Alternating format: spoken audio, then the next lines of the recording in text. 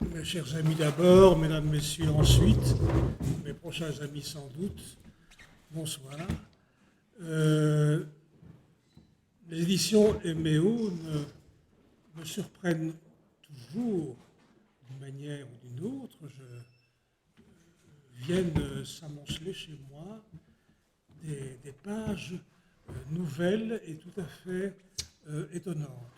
Et parmi ces pages étonnantes, je veux citer évidemment le nom de Martine Drouhard, notre amie présente ici, qui publie Les ailes battantes.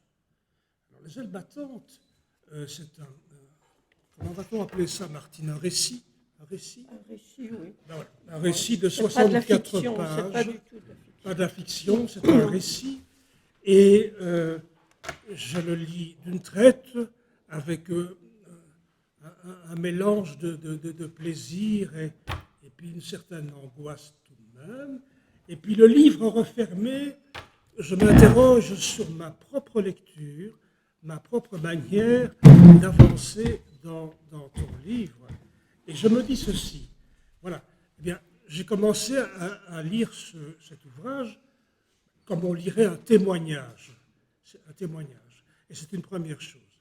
Et puis, au fil des pages, je me dis, mais non, ce n'est pas un témoignage, il s'agit d'une initiation, ce qui est déjà tout autre chose qu'un témoignage. Et puis je dis, mais non, ce n'est pas une initiation, voilà que je découvre des pages qui évoquent pour moi un traité de sagesse, d'une sagesse domestique, une sagesse quand même. Et enfin, le livre refermé, je me dis, eh bien voilà, je viens de trouver ici, dans le livre de Martine Drouhard, un art de vivre que j'ignorais, que je ne connaissais pas. Est-ce que cette espèce de lecture plurielle te surprend quand je t'en parle?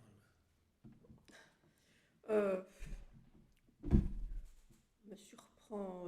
Donc, pas seulement le témoignage. Le témoignage, on a bien compris, et on va le détailler tout de suite, mais passer ainsi du témoignage à presque un hymne à la vie, en tout cas un art de vivre au quotidien, c'est quelque chose de rare. Et d'autant plus que, je m'empresse de dire, ne croyez pas qu'il s'agit d'un livre intime de Martine Drouhard, c'est un livre qui va vous servir à tous, qui va vous aider, qui va vous faire avancer, pas seulement dans la maladie ou dans tout ce qu'on peut imaginer, et on en reparlera dans un instant, mais surtout dans la manière d'approcher les jours qui viennent. Est-ce que... Alors, attends, je vais mettre de l'ordre un peu dans mes pensées avant de te répondre. Oui. Je crois que je vais te répondre en parlant du départ.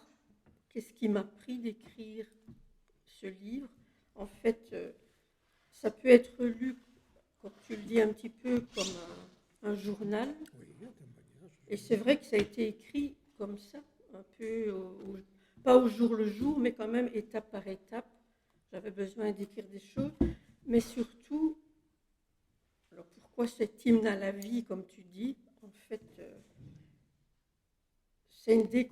c'était une découverte pour moi aussi, finalement. En fait, je voulais surtout construire quelque chose de positif sur quelque chose de très négatif qui m'arrivait, en fait. Oui.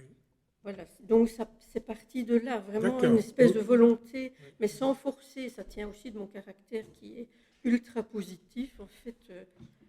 Donc. Alors, c'est étonnant. Tu m'expliques, je te suis très bien dans ce que tu dis. Oui, j'ai peut-être pas répondu à ta question. Si, mais je te suis très bien. Oui. Je te suis très bien. Mais seulement, pas le problème, mais presque quelque chose de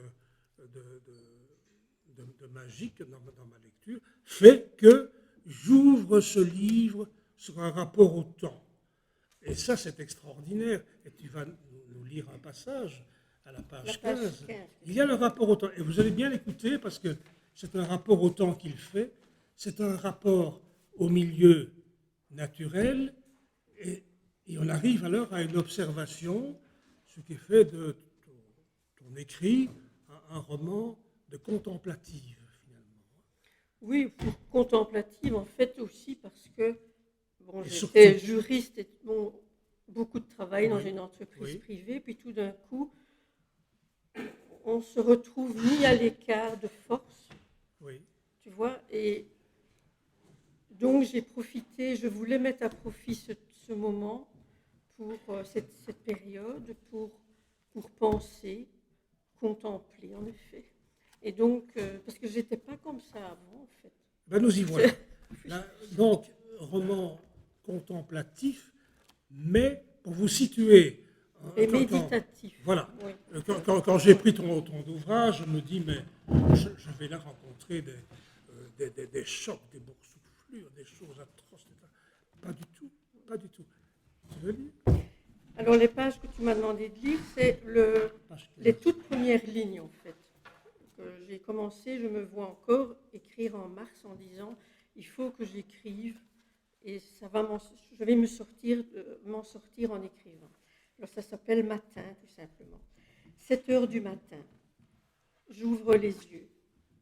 Encore enfoui dans ses rêves, mon chat pousse de minuscules soupirs contre moi. Alors le chat, il s'appelle Froufrou pour la petite histoire, et c'est toujours la même Froufrou qui est là, qui a 21 ans maintenant. Ça, je vous dis pour la petite histoire. Le mois de mars allonge ses rayons de soleil pâle à travers les rideaux. Le petit concert des oiseaux. Ils chantent le retour proche de jours plus lumineux. Ils ne doutent de rien. Pourtant, certains se feront happer par le néant, faiblesse des uns contre force des autres. Je distingue l'épais piment des mésanges et ceux du rouge-gorge niché près de la fenêtre, mêlés au mélancolique roucoulement des tourterelles. Les hauts sapins sont agités par le vent. Il chassera les nuages de cette première journée printanière. Ma chatte saute d'un bond au bas du lit et ses yeux tendres m'appellent à la suivre. Tu m'as dit Bien. jusque-là? Jusque-là, ce qui nous fait rentrer dans une bucolique, là, bien Oui, loin. j'avais bien le temps. J'avais bien le temps. Je regarde par la fenêtre, j'avais bien le temps. Et J'ai décidé d'en faire quelque chose, si voilà. tu veux. Et loin, là, je trouve des phrases comme celle-ci. Je m'ajuste le mieux possible au monde. Et puis, on ne peut pas écarter le poète, chez Martin Noir, jamais.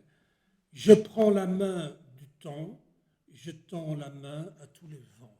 Donc, on retrouve dans cette espèce de bucolique, on retrouve évidemment ta poésie. Et puis, patatras, boum, on parle de la chose.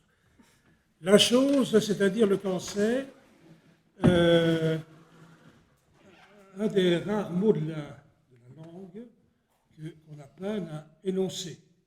Qu'est-ce que c'est? D'abord, il faut le cancer. Donc, il faut d'abord que les gens apprennent à sortir ce mot-là de la bouche.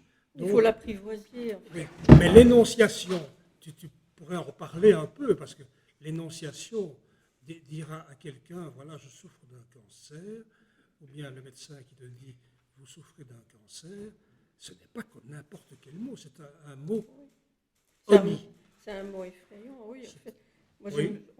bon, je n'y croyais pas vraiment. Je me répétais, toi, un cancer, ce n'est pas possible, Voilà. toi. Et je me le suis répété, jusqu'à en être dégoûtée, à me dire, ben oui, c'est ça. Et il était mis de côté, si tu veux. Ah oui, C'est un mais espèce belle de tabou, façon. c'est un Oui, espèce de oui. tabou qu'il fallait dire surtout. Le dire était plus dur que de l'écrire. Il est de Et côté. l'écrire aussi. Et l'écrire Et aussi. voilà, On parle de saleté sournoise, oui, le mal. c'était une façon de lui faire son compte, en fait. Voilà, la nouvelle, le mal, Oui. la saleté sournoise. Mais de toute façon, et là tu commences à parler plus explicitement de ton quotidien. Voilà. Mais ce que je veux dire, c'est qu'à aucun moment du récit, on ne perd le contact avec la nature. Hein. La nature reste présente. Donc toi, contemplative par rapport à la nature. Et j'ai envie de dire, ce n'est pas univoque. Hein. La nature est contemplative vis-à-vis de toi. Tu parlais de ton chat, par exemple, le chat, les oiseaux, l'arbre, tout est là, tout est bien là. Ce qui me mène à te parler des repères. Parce que ça, c'est évident, c'est très intéressant ce que tu dis à certains moments. Les anciens et les nouveaux repères. Donc, ce que tu croyais avant, existe-t-il encore? Et comment vas-tu trouver des repères à ce moment-ci de ta vie, quand on t'a annoncé donc le cancer? Comment vas-tu faire? Quelle sera ta réaction par rapport à tout ça? Comment la contemplative va vivre cette nouvelle vie, si tu veux, avec de nouveaux repères? Tu vas t'appuyer sur quoi pour exister? D'abord, accepter la chose, comme tu dis. Accepter. L'accepter. Oui, ça c'était le plus gros du travail et quand c'était fait, je trouve que tout était fait en fait. Ça me paraissait, encore maintenant, ça me paraît quelque chose qui fait partie de naturel, qui fait partie de moi et qui ne sera jamais tout à fait parti. Enfin, on ne sait d'ailleurs pas où ça en est. Donc, tu l'as apprivoisé, ce mal-là. Je ne vais pas aller jusqu'à dire que c'est devenu une espèce d'ami, mais presque. Parce que cette chose a fait ce que je suis maintenant. Voilà, c'est exactement voilà. Voilà. Et malgré tout, tu dis des choses de façon très, très poétique. Lorsque je vois ici à la page 19, j'ai souligné cette phrase: les maladies ne sont-elles pas en quelque sorte les essayages de la mort? Les essayages de la mort. Alors c'est interpellant, bien entendu, mais ça fait partie aussi de cette élégance. En fait, je ne vais pas te lancer des fleurs sur l'élégance, mais enfin, le style reste élégant.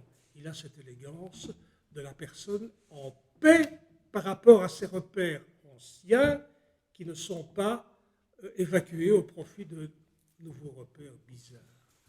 Tu gardes ce que tu aimes finalement. Oui. Rien n'a vraiment changé. Sinon, comme la parole de Monterland, tu laisses couler les angoisses. Tu laisses couler les angoisses.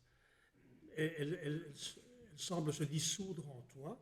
C'est ce que tu nous dis dans ton oui, texte. peut-être que ça n'a pas toujours été aussi lisse que ça non mais plus. Bien entendu. Mais enfin, je le mets, hein, parce que j'ai crié dans le jardin quand on m'a dit que je devais faire des studios et que j'allais perdre mes cheveux. Là, pour moi, c'était le pire. Dans le jardin. Alors qu'il y a des choses bien pires que ça. Oui. Que perdre ses cheveux, ça repousse, hein, c'est rien. Mais ce que je veux faire apparaître, oui. c'est que le jardin intervient aussi. Oui, le jardin, il est resté le jardin. D'ailleurs, si j'écris beaucoup sur les oiseaux et les jardins et tout ça, ce n'est pas par hasard.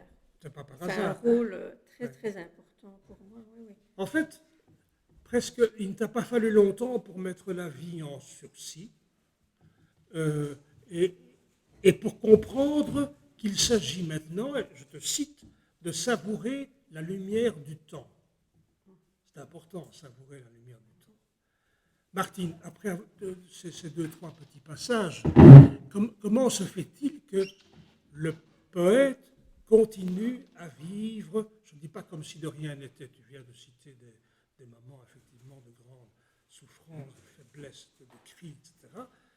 Mais le poète est toujours là, il n'est pas mort. Je dirais qu'il existe envers et contre tout. Oui, mais c'est même plus compliqué à expliquer. En fait, tu dis poète, auteur. En fait, c'était quelque chose qui était la perception des choses existe toujours. Oui. Attends, quelle est ta question?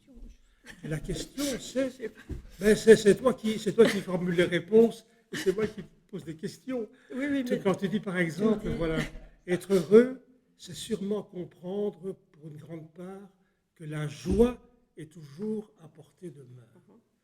Alors ça, c'est presque une phase différente et on va avancer un peu dans les phases de ce livre.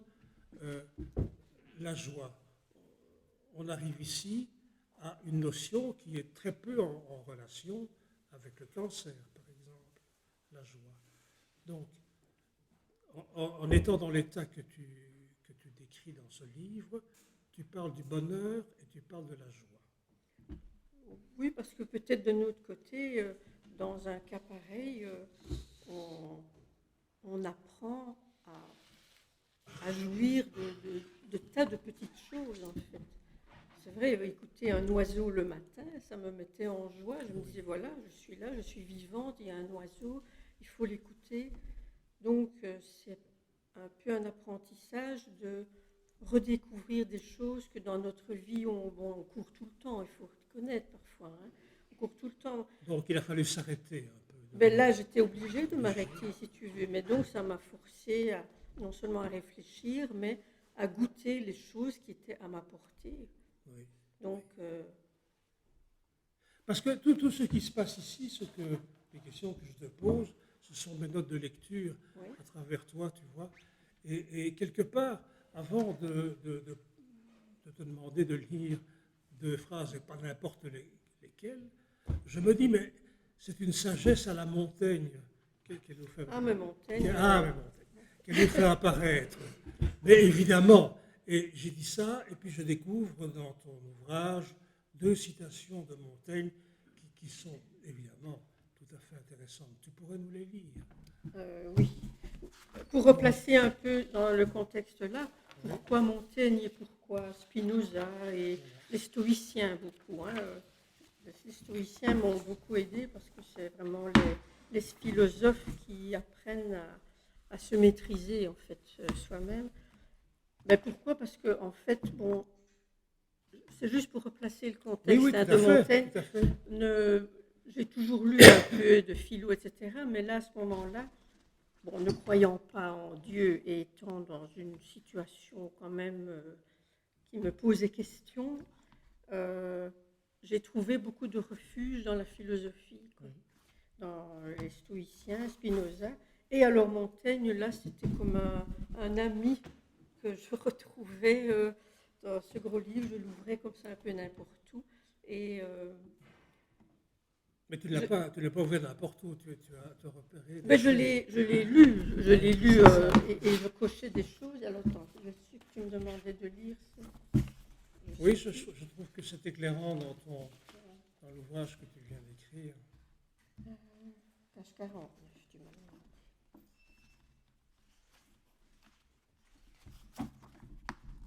Alors, oui, ça c'est Montaigne qui dit pourquoi ne pas faire sien, ça c'est moi qui dis, cet aphorisme même s'il prête à sourire, 2 points, puisque les précautions qu'on peut prendre sont pleines d'inquiétude et d'incertitude. Il vaut mieux, avec une belle assurance, se préparer à tout ce qui pourra arriver et tirer quelques consolations du fait qu'on n'est pas sûr que cela arrive. Ben, je trouve que ça permet de se sortir de beaucoup de situations quand on pense ça et d'arrêter les angoisses et les machines qui tournent à vide, là, comme ça. C'est surtout ça qu'il fallait empêcher. En fait, j'ai eu besoin, Montaigne n'est pas vraiment un exemple pour ça, mais j'avais un grand besoin de rationalité, en fait. De mettre des mots, mais aussi des mots des autres, sur cette façon de s'en sortir. Et Montaigne est un des amis qui m'ont aidé à rationaliser un peu cette pensée. Voilà, ce qui et du sens. Voilà la deuxième citation. Oui.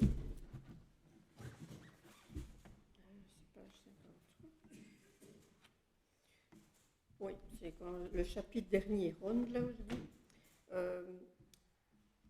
Donc Montaigne parle. L'expérience m'a encore appris ceci. C'est que nous perdons beaucoup par impatience. Les mots aussi ont leur vie et leurs bornes, leur maladie et leur santé. C'est vrai, c'est une autre manière de dire ça, c'est que tout passe. Et qu'il y a des choses, il faut attendre que ça passe. Voilà. Et ça se termine aussi, enfin tout. Bon, il faut relativiser un peu le genre d'épreuve, mais...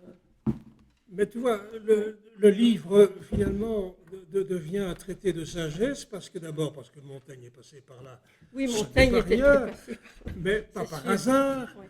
et qu'il y a un transfert qui se fait ici naturellement, un transfert de ta propre vie et ta recherche de sens, parce que tu recherches résolument un nouveau sens à ta vie.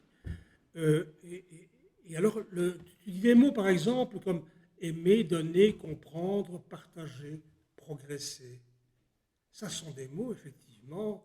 Je dis, ce n'est pas un cours de philosophie, c'est un cours d'éthique, d'art de vivre, ça, tu vois. Donc, les autres se sont appropriés, finalement, ce qui n'était au départ qu'une expérience humaine et qui devient quelque chose d'autre. Et ce qui s'est passé, mais tu en parles alors avec éclat, et c'est la fin de ton ouvrage, euh, tu mets en évidence la raison de ce nouvel éveil à la vie. Et la raison, c'est l'écriture. Oui. Alors, l'écriture t'est venue en aide comme Montaigne t'est venu en aide, certainement. Est-ce que tu pourrais parler un petit peu de cela? Oui. Donc, l'écriture, en fait, jusque-là, j'avais toujours écrit, mais en cachant soigneusement tout dans mes tiroirs. Autre chose, j'avais aussi promis à mon père, avant son décès, que j'écrirais un jour un roman, mais tout ça est resté comme ça, parce que la vie est comme ça, et parce que je ne me sentais pas peut-être capable d'aller jusqu'au bout de quelque chose.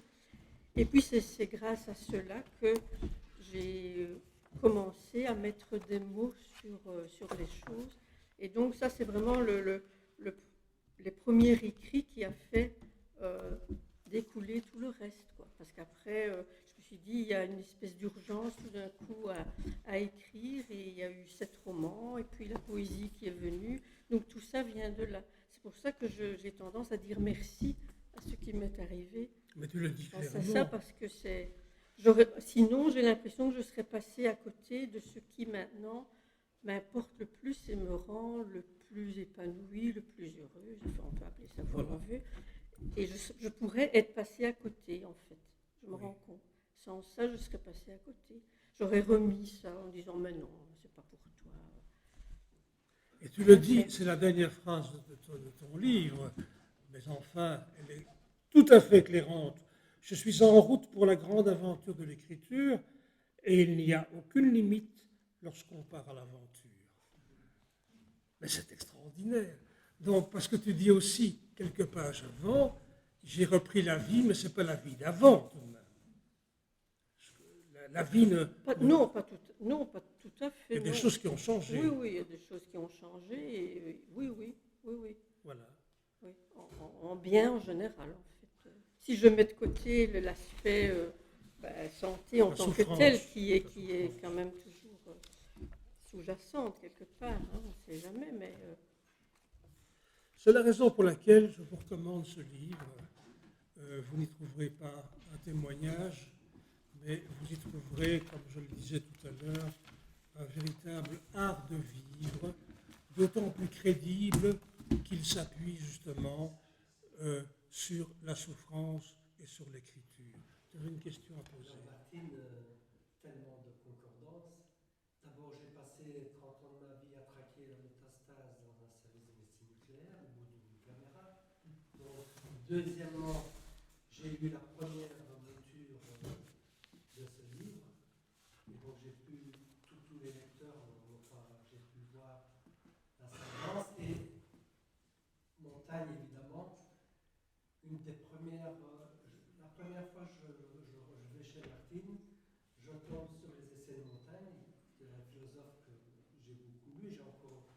Le seul bouquin que j'ai pris cet été dans le Trétine, c'est Montaigne. Et Montaigne, c'est intéressant aussi parce qu'il y a un rapport au père, comme pour toi, qui est important. Il y a des passages dans les essais sur le mort. Et Montaigne, c'est quelqu'un qui est à cheval, donc il est dans le mouvement.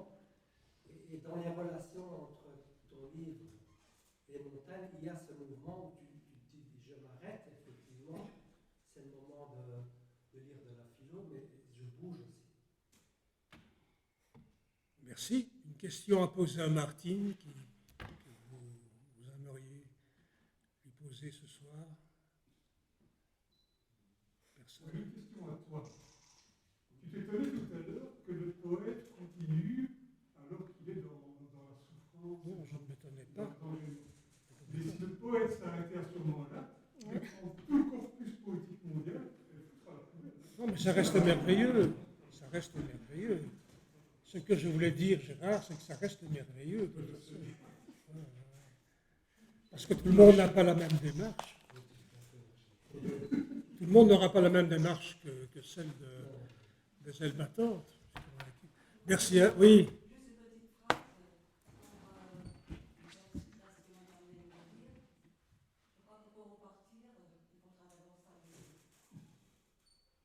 Ah, pour repartir, il faut d'abord s'arrêter. Repartir, il faut s'arrêter. Oui, oui, c'est un Exactement. nouveau départ. Donc, une autre Exactement. façon de dire. Oui, bien sûr, bien sûr. Voilà, Tout à fait. c'est juste. Mhm. Tout à fait. Oui, oui, c'est juste. Oui, oui, c'est vrai.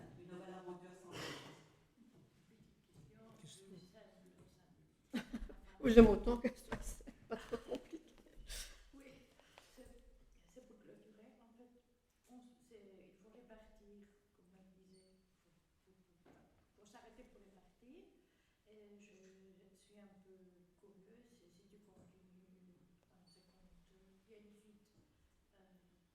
à ton histoire. Tu fais un second. Une suite à mon histoire. Ah, c'est tout ce que je n'ai pas lu. Mais tu comptes écrire encore Là-dessus, oui, enfin, s'il y a des suites, je sais pas, d'autres choses à dire de ce que tu as vécu. non, pas sur ce que j'ai vécu. Non, non, maintenant je suis partie. C'était le. Pour répondre à cette J'espère que question, non, j'espère qu'il n'y aura pas de Ouais. deuxième volume. Sincèrement, j'espère que non. pour répondre à ta question, je crois que la suite. Non, mais la suite. Oui, la suite, c'est Ce n'est c'est pas- ce que j'ai écrit. Ah oui, ce C'est n'est les pas romans, l'auteur. les- C'est vous qui allez écrire la suite. C'est vous qui allez l'écrire parce que l'expérience et, disons, ce que Martine a réussi à faire en 64 pages peut vous servir à vous également s'inspirer. Parfois, il y a une histoire qu'on écrit dans un gros volume. Oui, mais ce n'est pas vraiment une histoire en tant que telle. Hein, c'est Non, je sais, un journal. Ben oui, donc, oui, c'est pas une... Et ça peut être différent aussi. Et ça peut. Enfin, ça, un petit gars écrit, parce qu'on aime bien. Oui, mais j'ai continué à écrire Voilà. d'autres choses. On va laisser la place au suivant. Voilà. Merci.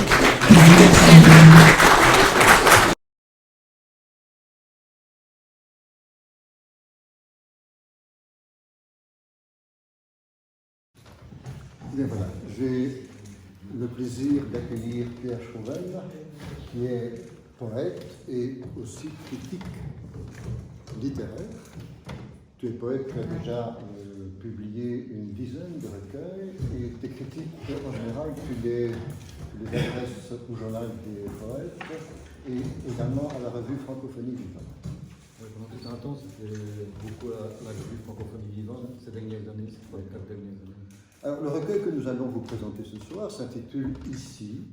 Il est publié donc à Parole et c'est un recueil qui a été primé l'année passée par la Fondation Jean Cops. Je précise qu'il y a 2 prix Jean Cops. Il y a le prix Jean Cops décerné par l'Académie et il y a le prix Jean Cops aussi de la Fondation, dont le siège se trouve à Namur. Et le but de la Fondation, c'est de perpétuer donc l'esprit et l'œuvre du poète Jean Cops, qui est très très peu connu. C'était un prêtre-poète, qui a vécu donc à Dave et à Ouipion. Et la Fondation donc veut perpétuer cette œuvre en instituant donc ce prix.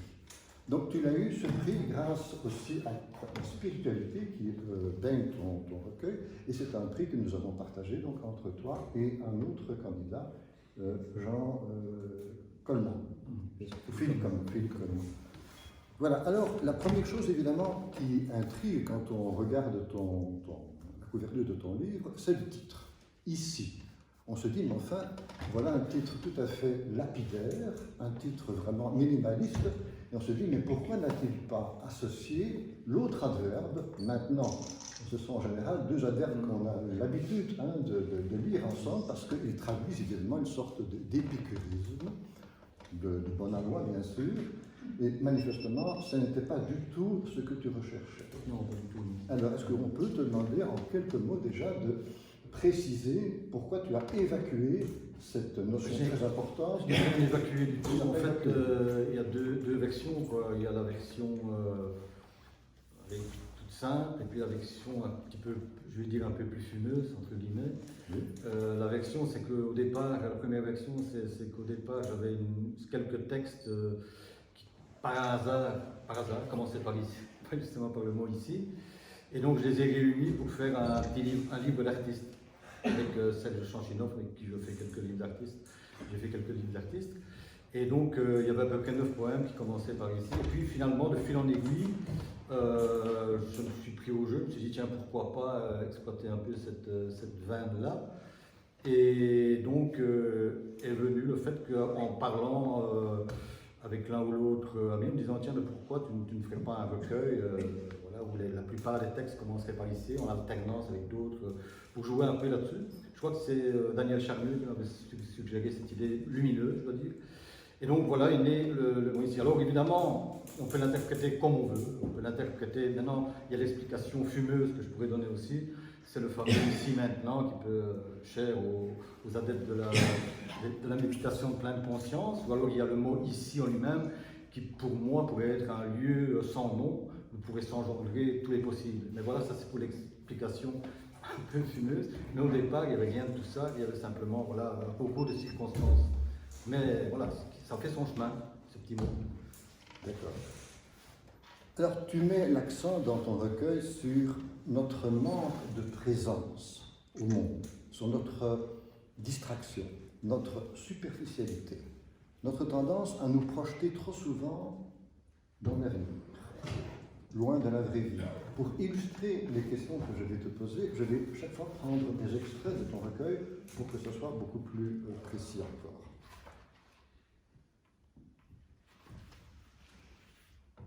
Le plus souvent, nous ne sommes pas au monde. On passe son temps, fourmi affolé, toujours en quête d'autre chose que ce qu'on est, que ce qu'on a. On court après l'ombre de qui nous sommes, heurtés en permanence par tout et par tous. On refoule hors du monde une vie qui ne demande qu'à naître et à faire de nous une flamme neuve.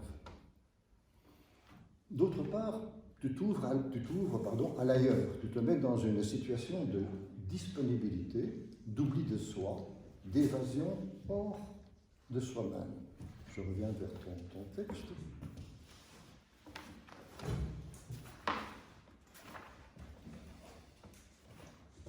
Ici, une fois allongé sur un banc, j'oublie qui je suis, ne veux plus savoir qui j'ai été, éprouve un bonheur qui me donne envie de crier et de boire sans avoir soif, le privilège de vivre.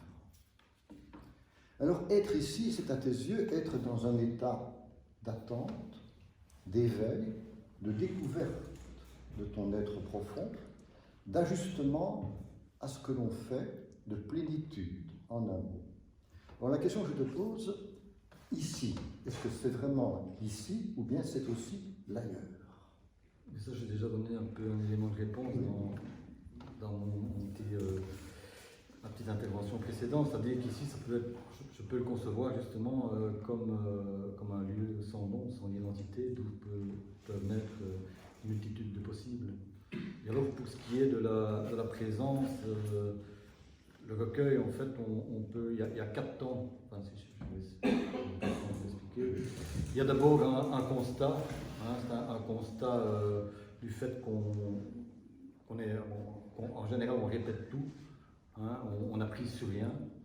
On élabore pas mal de théories fumeuses et savantes alors qu'on finalement il y a une grande partie du monde ou de la vérité de l'instant qui nous échappe, hein, les choses nous échappent.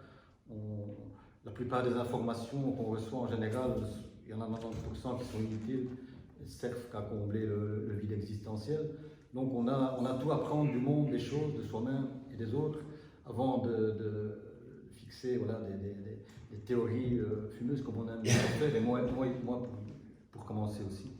Donc il y a ce constat-là, et puis il y avait un professeur qui disait quelque chose que je trouvais qui m'avait frappé, je ne sais pas de qui c'est d'ailleurs, c'est il y a mieux que ce que je pense du monde, il y a le monde lui-même. Et là, ça permet justement de prendre du recul par rapport aux choses et d'être présent. C'est ça, être présent aux choses, hein. C'est accepter un peu, avoir un peu d'humilité, être dans une position un peu d'accueil, mais on le fait pratiquement, c'est très difficile et pratiquement jamais. Moi, pour commencer, c'est très facile. Enfin, voilà, ça ce sont des mots, je l'ai dit, je sais ce qui est bien, ce qu'il faut faire. Et alors, le deuxième temps, c'est une interrogation, mais là, bon, je ne vais pas m'appesantir dessus, c'est un peu interroger, poser des questions. Poser des questions, finalement, aller mettre le monde en question, questionner le monde et ses représentations, parce que sur le monde, on a souvent des informations on se raconte des histoires par rapport au monde, par rapport à soi-même. On est plein d'a priori, donc les choses telles qu'elles sont, souvent elles nous échappent. Questionner le mot aussi, le mot qui a des potentialités extraordinaires, mais aussi des limites, hein, une certaine incapacité à dire les choses. Souvent, quand on transmet ses émotions, on dit qu'on n'a pas de mots, on manque de mots, et puis il y a toujours c'est pour ça que j'apporte un peu le thème, et c'est quelque chose qui me taraude un peu, c'est toujours la différence qui peut exister entre la vie et la littérature. C'est toujours un peu c'est une question, je l'avoue, je ne vais pas m'engager là-dessus parce que je vais m'enfoncer, c'est fumeux.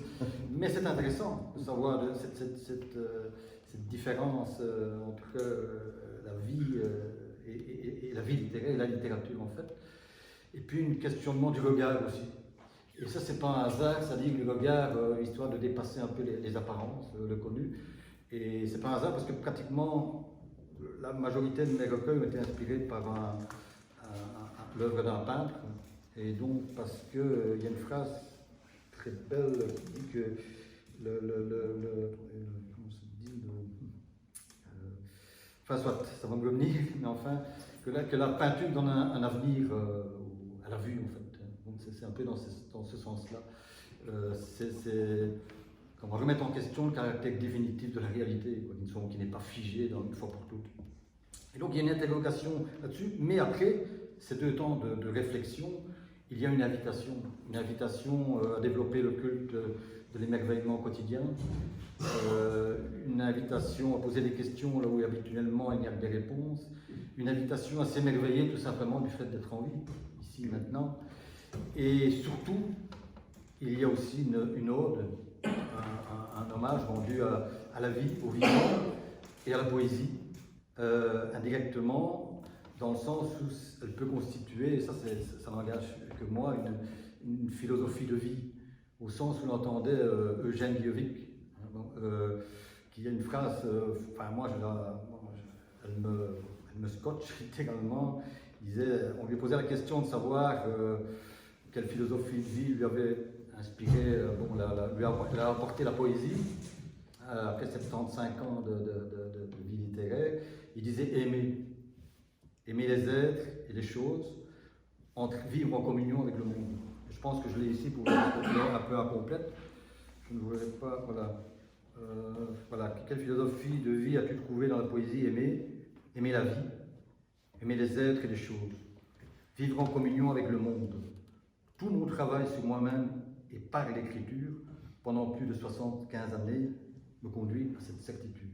Et là, voilà, je lis en 3 mots ce que moi, j'ai trouvé ça extraordinaire par rapport à... Alors, cette soif de vérité, d'authenticité, implique chez toi une sorte de désengagement.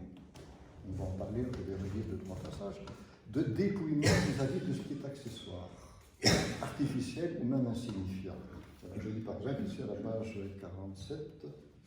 Détaché et libre, silencieux comme un rêve, ton corps resplendit de respirer si fort. ensemence l'amour, quitte son jeu, sort de ses regrets, et avec des gestes d'ailleurs, se dégage de tout ce qui ne fait que le reflet de lui-même. Seul, sans rien attendre, je me sens doux, plein de joie. Lutter contre tout ce qui est, domestiquer la nature, instaurer une société plus juste ne m'intéresse pas.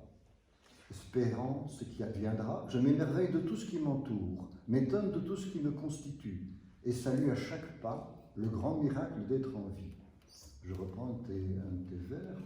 Instaurer une société plus juste ne m'intéresse pas. Ça veut dire qu'il y a une sorte de désengagement dans ta poésie par rapport à la vie quotidienne, à la vie matérielle. J'aurais sans doute pas écrit cela il y a quelques années, donc je trouve que c'est une évolution, et puis en même temps ça m'a un peu, c'est un peu, pas par provocation, mais un peu, parce qu'il y a certains, je pense que je parle aussi de ne pas chercher un monde idéal, de ne pas instaurer une société plus juste, etc. Parce que justement, il y a des engagements, mais un désengagement, pas parce que je me désintéresse évidemment du sort du monde, etc. Mais avant parce que je crois qu'il y a un texte aussi qui parle de, je ne veux pas sauver, c'est quelque chose de l'ordre de sauver le monde, etc. Parce que je pense que tout ça, il faut être très prudent, quoi, à l'utilisation des mots. Je disais la limite des mots, parce que quelque part, ce ne sont que des mots. Alors, bien sûr que je veux une société plus juste, mais qui ne le veut pas? Bien sûr que je veux œuvrer pour un monde idéal. Bien sûr que j'aimerais aimer et vivre le mieux possible, aimer tout le monde. Mais ce n'est quelque part que des mots. Donc, je crois qu'il faut être prudent par rapport à tout cela, parce que, c'est de l'ordre de l'idéal, tout simplement. Ce sont des projections. Donc, je pense qu'avant de... C'est déjà si difficile, on l'a entendu dans les deux exposés tout à l'heure, de vivre au jour le jour, d'exister au jour le jour, que comment peut-on se dire, tiens, je vais m'occuper de sauver la société, de sauver le monde, de une société plus juste. Je pense qu'il faut d'abord être présent à soi-même, aux choses, aux autres, avant d'envisager peut-être à son niveau de quelque chose de plus beau, mais je pense que ça on l'oublie souvent, moi y compris évidemment. Donc c'est pas du pré-chiffrage, c'est simplement, je pense qu'avant, l'expérience m'a appris, ici je fais pas qu'on a finalement beaucoup à apprendre aussi des autres. On aurait tort de se baser sur des a priori, sur des idées toutes faites. Je crois que c'est très important. On a à apprendre du monde, des choses, et de soi-même aussi, qu'on ne connaît évidemment très très peu. On croit se connaître, mais en fait, et ça c'est ce qui rend aussi le côté passionnant de l'existence, en fait. Qui n'est pas balisé comme on le croit. Ce qui est très singulier dans ton recueil, c'est cette volonté de détachement. Alors je me suis posé la question, est-ce que c'est le détachement de type par exemple bouddhiste, c'est-à-dire j'essaie de rester complètement en moi-même, d'atteindre la pleine conscience sans me préoccuper de ce qui m'entoure, ou bien est-ce que c'est plutôt une sorte d'attitude romantique, c'est-à-dire le monde qui m'entoure n'est pas intéressant, tu l'as dit à plusieurs reprises, et j'essaie d'y échapper par le rêve, par une sorte d'idéal que je transmets par la poésie. Non, on n'est pas du tout dans cet ordre-là, justement, pas du tout dans l'idéalisme, ni dans le moindre romantisme. C'est simplement dans une question d'être présent aux choses, au monde et à soi-même, et d'être à l'écoute, et voilà, dans l'accueil. Non, il n'y a pas de mise non plus à l'écart, ça c'est pas du tout. Je pense que simplement, il est bon parfois de revenir sur soi-même ou de s'isoler, mais pas aucunement par mépris ou par le besoin de prendre des distances, mais pour reprendre son souffle et exister mieux. Et voilà, simplement exister mieux. Quand je dis exister mieux, c'est être plus présent à soi-même, aux choses et à l'écoute. Souvent, on en a parlé dans les précédentes interventions, mais on s'affaire, à gauche, à droite, on oublie plein de choses, on passe à côté de détails très importants, vitaux, que la vie peut nous offrir, et ça c'est très, mais c'est pas du tout de l'ordre. Il n'y a pas une inspiration de type bouddhiste, par exemple, dans ce que tu as écrit? Oui, bien sûr. Cette sorte de mise à l'écart par rapport au monde matériel et utilitaire. Il y a une influence du taoïsme dans une forme d'acceptation de ce qui est, de présence au monde. On a l'impression aussi que l'individu, le jeu, tu le mets de côté, il y a autre chose que tu pourrais éventuellement lui substituer, c'est-à-dire une sorte d'univers, une sorte de totalité dans laquelle tu te noierais plutôt que de parler de l'individu lui-même. Je crois que, oui, comme je l'ai dit tout à l'heure, je pense que par rapport à le fameux moi, le jeu, etc., c'est quelque chose qu'on ne connaît finalement pas, quoi. Ce sont des choses qu'on ne se connaît pas finalement. On a tout à connaître de soi, des autres et du monde. Donc, quand on utilise, les philosophes en ont souvent parlé, le jeu, finalement, on ne sait pas très bien qui c'est le jeu. C'est quelque chose qui est figé une fois pour toutes, et ce n'est pas le cas. Hein, à l'image de la vie, définie signifie fixée, la vraie vie n'est pas fixe. Disait Alan Watts, un philosophe américain, quoi. Mais je pense que c'est un peu le cas. C'est un peu collé avec la vie, avec le rythme de la vie, être à l'écoute des choses et d'être présent en fait aux choses. Tu es très sceptique aussi par rapport au rôle de l'écriture.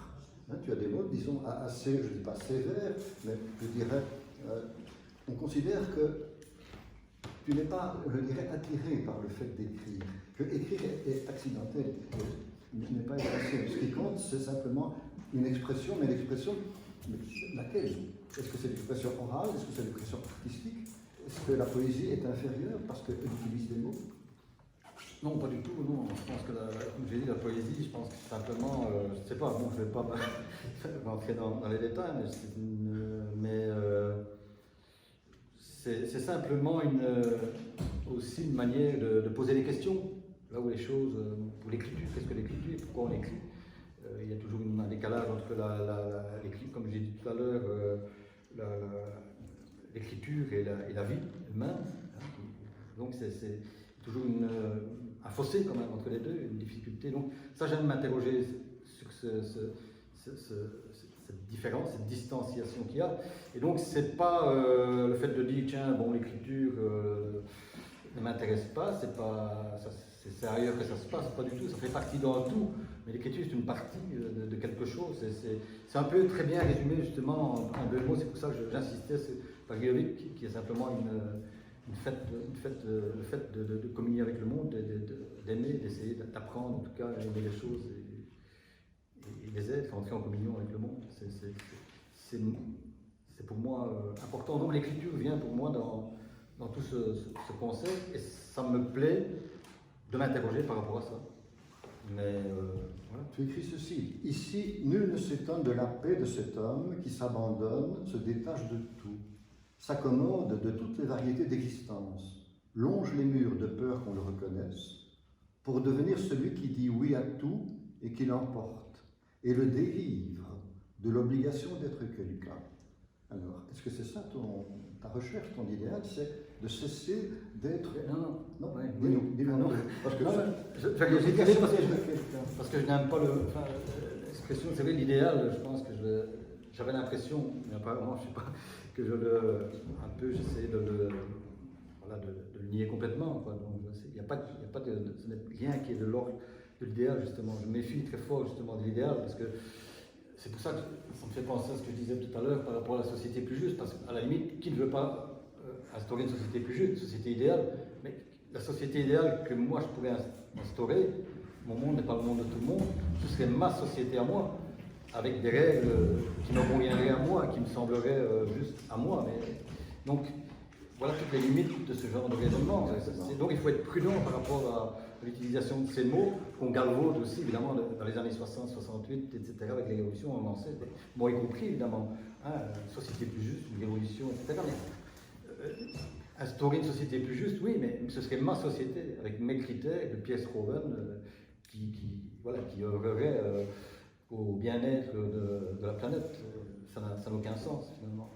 Et donc là, je ne sais pas si j'ai répondu à la question, le fait des livres de l'obligation d'être quelqu'un, c'est justement une fois qu'on est figé dans une identité, une fois pour toutes, et on est limité, évidemment. Est-ce que c'est simple d'écrire en tant que poète sur le dépouillement, c'est-à-dire sur l'absence de mots, en fait, sur l'absence de forme? Est-ce que c'est pas un peu paradoxal qu'un poète s'attaque à un sujet aussi, je dirais, transparent que la recherche du vide. Il n'y a pas quelque chose de difficile à vivre dans cette recherche. C'est quelque chose qui peut se compléter, justement, je pense, qui ne peut pas se limiter à l'écriture uniquement, et qui, voilà, c'est un Et peu... pourtant, tu passes par l'écriture, mais c'est une poésie extrêmement simple, c'est même plus une poésie, c'est une prose, en quelques lignes, tu essaies chaque fois d'approcher ce qui est difficile à dire, en fait. On a l'impression qu'il y a un obstacle, et que l'obstacle, c'est justement le langage.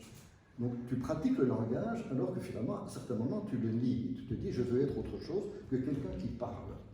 C'est tout de même un parcours assez complexe, un défi.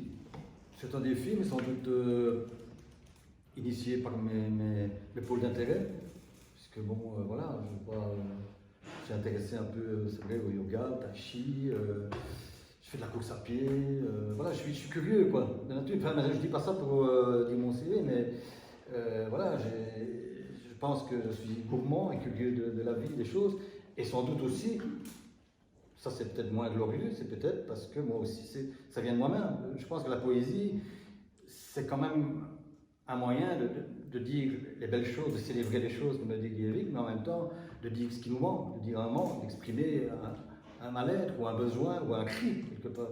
Pour moi, ça a été le cas quand je suis venu à l'écriture, ou quand j'ai commencé à lire mes premiers livres ou recueils, parce que j'avais besoin, c'était un refuge pour moi. Donc on en est là, et sans doute que ça, c'est peut-être Pierre Scoven aussi, qui est difficile aussi parfois à sortir de sa coquille, et qui arrive petit à petit, et qui cherche, et qui voilà, qui tâtonne, et qui lit, et qui essaie de chercher des pistes, et qui parfois c'est bien paumé comme tout. C'est ça qui m'a frappé particulièrement lors de la première lecture. Je me suis dit, mais voilà donc un poète qui essaye de dire l'indicible, de parler du vide en se privant en fait de mots, en ne faisant pas de la poésie en quelque sorte. Il y avait un paradoxe qui était surprenant. Je me dis, ça c'est une poésie bouddhiste, c'est-à-dire une poésie du silence, mais pourtant il faut écrire quelque chose, sinon il n'y a pas de message qui passe. Donc s'il y a un message, il y a quelqu'un, le poète, qui malgré tout prend position. Donc est-ce qu'on arrive à sortir de cette contradiction, parler du vide avec des mots qui sont pleins de sens? Oula, oui, je pense que, oui, pourquoi pas. Je pense qu'à partir du moment où tu parles, oui, c'est difficile. Hein. Mais avec la place du lecteur qui est surpris aussi.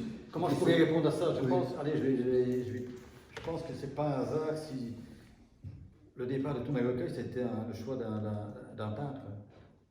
Moi, les premiers chocs que j'ai eus, ce sont des textes, mais c'est aussi, par exemple, c'est les pictogrammes de Michaud, quoi.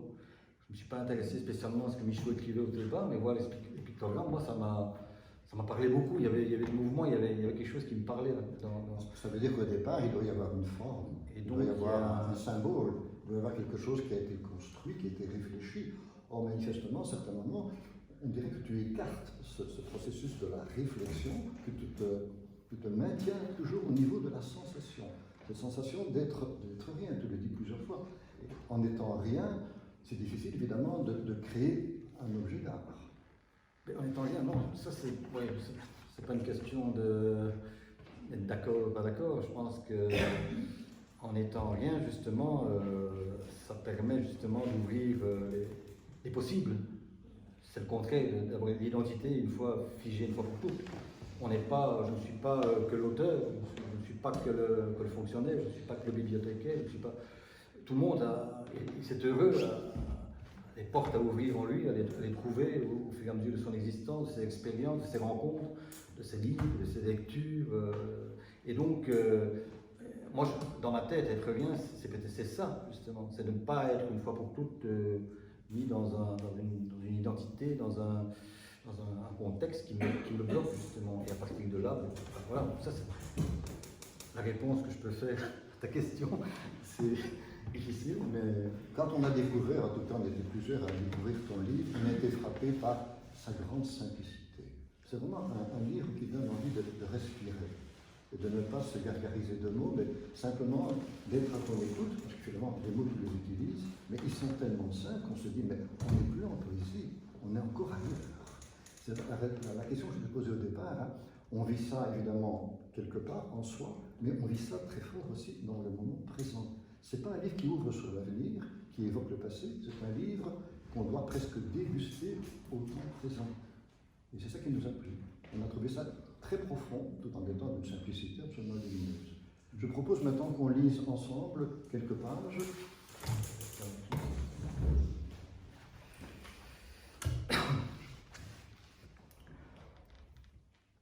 Ici, une fois allongé sur un banc, j'oublie qui je suis, ne veux plus savoir qui j'ai été, éprouve un bonheur qui me donne envie de crier et de boire sans avoir soif, le privilège de vivre.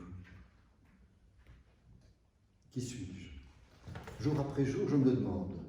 À dire vrai, je ne suis rien, ne représente rien. Je n'ai en vérité rien de spécial à dire, rien qui vaille le détour. Je ne suis que le canal de la vie, son instrument, un cheminement écrit nulle part, le lieu-dit d'un déséquilibre constant. Le monde où je ne suis pas m'intéresse au plus haut point. Je perçois sa respiration. Nulle part on ne peut mieux le voir qu'ici, sur ce chemin non tracé, où je ne suis plus maître de la situation et cherche à faire le vide autour de ma petite personne occupée. Face à la mer, j'écoute s'accomplir dans la vague un mot qui n'a pas de forme prononçable. À le savoir du plus profond des coraux, se transe en lumière et dit le monde sans moi. Ici, les gens ne sont que paroles. De leur propre histoire, ils ne sont que les fantômes. Refusant ce qu'ils sont, ils ne voient que ce qu'ils peuvent ou souhaitent voir. La vie qu'ils mènent n'est qu'une mascarade d'actes et de sentiments.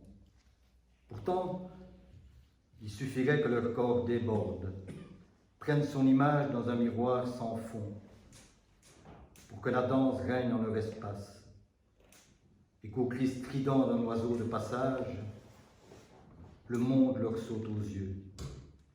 À l'équinoxe du printemps, méditer sur le destin d'un ruisseau, sur la clarté de son eau pure et limpide, pour voir en soi-même que le vide et le nom de celui qui donne de l'espace n'a pas d'œil et raffermit la braise du vœu de vivre sans mourir. Ici, on sait faire un pas de travers. On voit les choses comme elles sont. On est tous ceux qui partagent avec nous la ferveur d'exister. Force les mots à accepter leurs limites, leur part de convention et d'usure, pour ouvrir une route qui ne raffole pas de la paix des images et offre à nos yeux le plaisir de ne rien comprendre. Ici, on s'ajuste à ce qu'on fait, multiplie les voies de respiration, les petites folies, on ne lit aucune définition, et laisse épanouir son corps triomphant dans des espaces que personne ne regarde. À qui et à quoi as-tu donné ton temps? Toi qui fais mine de tout comprendre, ne supporte pas d'être autre chose qu'hier, ne vois plus rien du présent, est anxieux de te retrouver seul, et te décharge du fardeau d'exister en convoquant un idéal qui n'est qu'invention humaine, formulation d'un caprice infantile. On va lire les 2 dernières pages. Ici, nul mystère, si ce n'est la réalité qui bouge, perd le fil, va si loin que l'œil a des visions soudaines, jette aux orties ses idéaux et ouvre un angle à partir duquel on réussit à s'écarter de soi. Je le sais bien. Un jour, ma vie me le sera tombée. Pourtant, une petite voix en moi me suggère d'assumer le monde tel qu'il est et tel qu'il ne me plaît pas, de prendre plaisir à tout, d'aller, oiseau joyeux, me poser sur un poème, toujours amoureux du lever du soleil, et d'un pays d'ailleurs où l'on devient plus que soi. Et d'un pays d'ailleurs où l'on devient plus que soi. Voilà, je vous invite à la méditation en lisant ce très beau livre.